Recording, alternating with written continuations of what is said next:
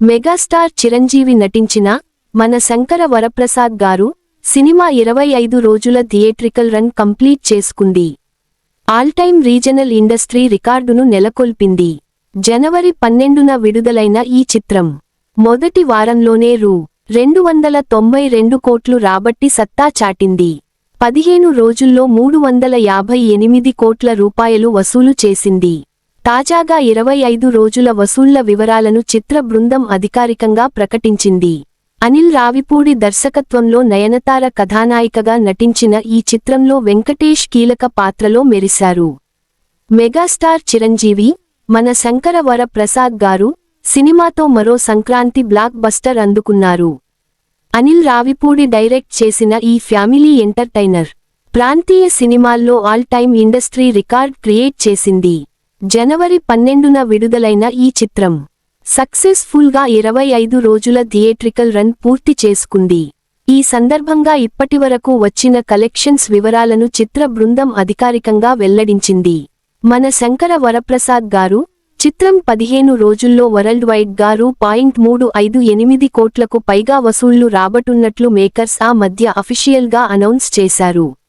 ఆ తర్వాత 10 రోజుల్లో 17 కోట్ల రూపాయలు వరకు గ్రాస్ వచ్చినట్లు తెలుస్తోంది.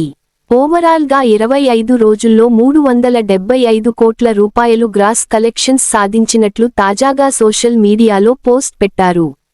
4వ వారాంతంలో ఈ బ్లాక్బస్టర్ మూవీకి మరికొన్ని నంబర్స్ వస్తాయని ఆశాభావం వ్యక్తం చేశారు. మన శంకర వరప్రసాద్ గారు సినిమాతో చిరంజీవి అన్ని రీజనల్ రికార్డ్స్ బ్రేక్ చేశారు.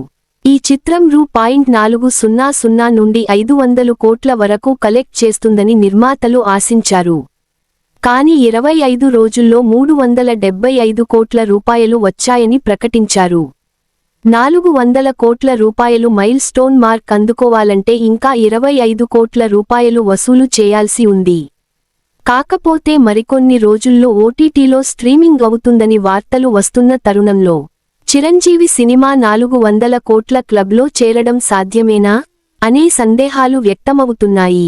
మన శంకర వరప్రసాద్ గారు మూవీ డిజిటల్ స్ట్రీమింగ్ హక్కులను జీ5 ఓటీటీ సంస్థ దక్కించుకున్నట్లు తెలుస్తోంది.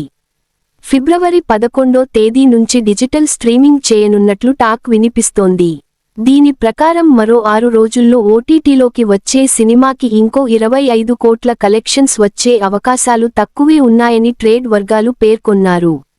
400 కోట్ల రూపాయలు క్లబ్లో చేరుతుందో లేదో అనే చర్చ పక్కన పెడితే ఈ సినిమాతో చిరంజీవి చాలా హ్యాపీగా ఉన్నారు.